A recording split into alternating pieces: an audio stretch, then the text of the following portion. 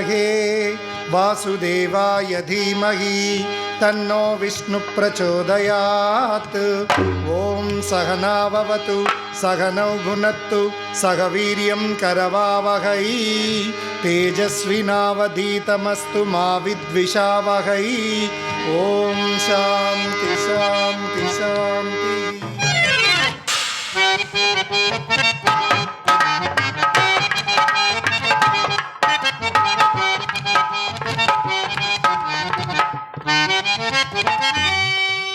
పెద్దలు, గౌరవనీయులు, కళాకారులకు, కళాభిమానులకు, ఎందరో ఆశీలైన ఈ సభా సరస్వతికి మా నాటక సమాజం తరపున హృదయపూర్వక శతసహస్ర కళాభివందనాలు తెలియజేస్తున్నాం. రాజుపాలెంలో గోదా సమేత శ్రీ వెంకటేశ్వర స్వామి వారి ఆలయ ప్రాంగణంలో పొట్టూరు వెంకట సుబ్బారావు గారి సారథ్యంలో సంక్రాంతిని పురస్కరించుకొని మీ అందరి వినోదార్థం ఇక్కడ ఏర్పాటు చేసినటువంటి హాస్యపద సందేశాత్మక వ్యభిచార నిర్మూలన సాంఘిక పద్య నాటకం చింతామణి. రచన మహాకవి కాళకూరి నారాయణరావు గారు. కావ్యేషు నాటకం రమ్యం అన్నారు మహాకవి కాళిదాసు గారు. దుఃఖార్తానాం శోకార్తానాం శ్రమార్తానాం తపస్వీనాం విశ్రాంతి జననం కాలే నాట్యమే తద్భవిష్యతి అన్నది నాట్యశాస్త్రం. అంటే దుఃఖంలో ఉన్నవారికి, శోకంలో ఉన్నవారికి, వివిధ పనుల్లో నిమగ్నమై ఉన్నవారికి మానసిక ప్రశాంతతను, శారీరక ఉల్లాసాన్ని కలుగజేసే ప్రక్రియ నాటకం. నాటకం వినోదం, విజ్ఞానంతో పాటు సమాజాన్ని హెచ్చరిస్తూ ఏదైనా సందేశం ఉండాలి. అప్పుడే నాటకం చిరకాలం జీవిస్తుంది. In other words, drama is an education, entertainment, and it is to be played to eradicate an evil from the society. Then only the drama will survive everlastingly. మహాకవి కాళకూరి నారాయణరావు గారు వేశ్యావృత్తిని తీవ్రంగా తీసుకొని ఈ నాటకాన్ని వ్రాశారు. బాబు, వేశ్యావృత్తి తరతరాల నుండి మన సమాజాన్ని పట్టి పీడిస్తున్నటువంటి రుగ్మత. అయితే ఈ వేశ్యావృత్తి మన తాతల నాడు ఉంది, తండ్రుల నాడు, మన్నాడు, మన పిల్లల నాడు, మునుమల నాడు, ఇరుమల నాడు, ఇలా తరాలు గడిచిపోతున్న సమాజాన్ని పట్టి పీడిస్తున్నటువంటి రుగ్మత. అయితే వేశ్యా సంపర్కం వల్ల డబ్బున్న వారైతేనే, పూజా పునస్కారాలు చేసుకున్న వారైతేనే ఏ విధంగా చిన్న చూపు చూడబడతారో, వారిని ఆశ్రయించిన భార్య, పిల్లలు, తల్లి, తండ్రి ఏ విధంగా అధోగతి పాలై వీధుల పాలవుతారో సమాజాన్ని హెచ్చరించే ఉద్దేశంలో సరిగ్గా 100 సంవత్సరాల క్రితమే కవిగారి నాటకాన్ని వ్రాస్తే ప్రస్తుతం ఆర్థికంగా, సామాజికంగా దిగజారిపోవడమే కాకుండా మందు లేని జబ్బు కూడా వస్తుందని టీవీలోనూ, రేడియోలోనూ చెప్పుకునే దయనీయ దుస్థితికి మన సమాజం దిగజారిపోయింది. అంచేత విజ్ఞులు, రసజ్ఞులు, కళాకారులు, కళాభిమానులు, కళా ప్రోత్సాహకులు, రాజుపాలెం గ్రామ ప్రజలందరూ కూడా నాటకంలో మంచిని గ్రహించండి, చెడును విసర్జించండి, ఆద్యంతం నాటకం తిలకించండి, మీరందరూ ఆనందించండి, మమ్మల్ని ఆశీర్వదించాను బాబు. మరొక్క మాట, నవ్వడం భామలపై పసిండిపై భ్రాంతి చజించి విశుద్ధ తత్వబోధామృతము చెరచు సజ్జన స్తోమములల్ కృపాజలధి దోగదజేసి భరించు భక్త చింతామణి అయిన ఈశ్వరుండు ఉదారమతి చేర్చు మిమ్ములన్.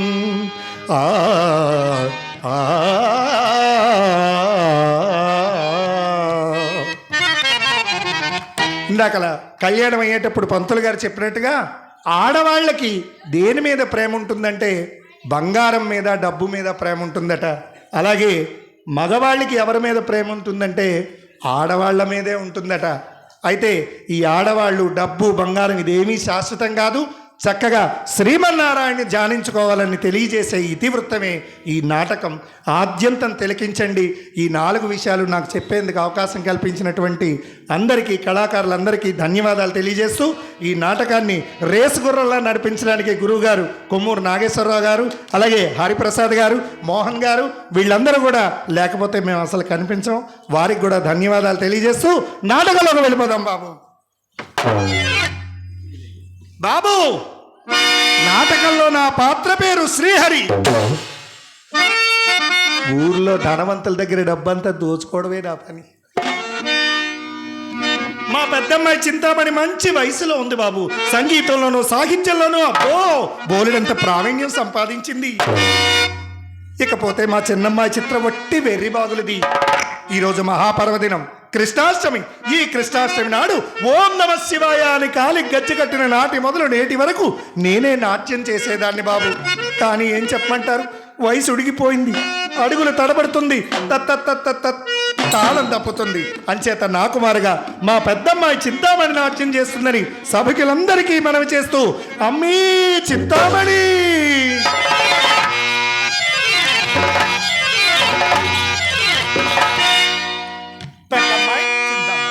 చూడమ్మా, పెద్దలందరి ఆశీర్వాదం కోరుతూ నాట్యం చేయమ్మా నా బంగారు తల్లి.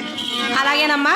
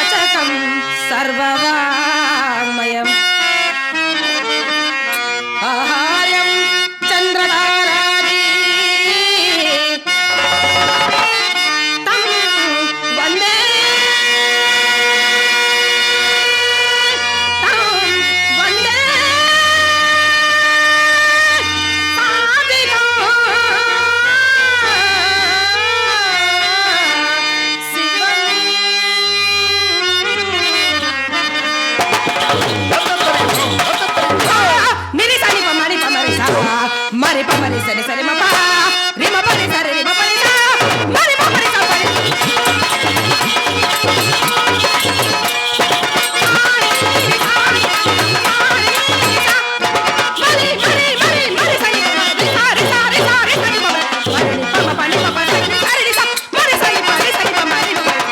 మనసారా నిన్నకు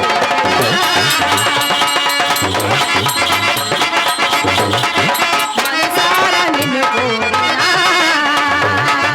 మనసారా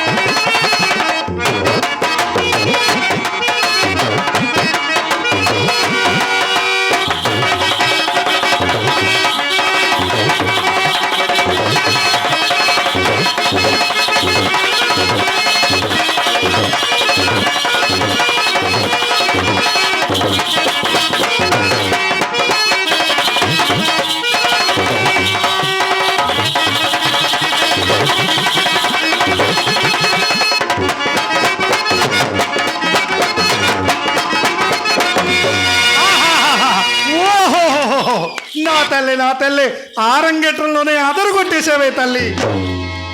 అమ్మా అమ్మా ఇందాక వచ్చారే ఆ. వారెవరమ్మా? అమ్మా ఇప్పుడు వచ్చి వెళ్ళిన వారు ఆలయ ధర్మకర్త గారు అబ్బాయి వాసుదేవమూర్తి గారి కుమారుడు బిల్వమంగళమూర్తి. అబ్బా చాలా అందంగా ఉన్నాడు కదమ్మా. ఏమ్మా అంత బాగా నచ్చాడా? అవునమ్మా ఒక చాలా అందమైన- చాలా నచ్చాడు. నిజమా? ఒక్క అందమైన ఏటవతల కర్మాగారాలు, కార్యస్థానాలు, మేడలు, మిద్దెలు, అబ్బో బోలెడంత డబ్బు. నిజంగానమ్మా? అయితేనే నీ కంట్లో పడ్డాడు కదా, ఇక నా పంట పండి అతగాడి పని గోవిందో. వెళ్ళిపోదామమ్మా.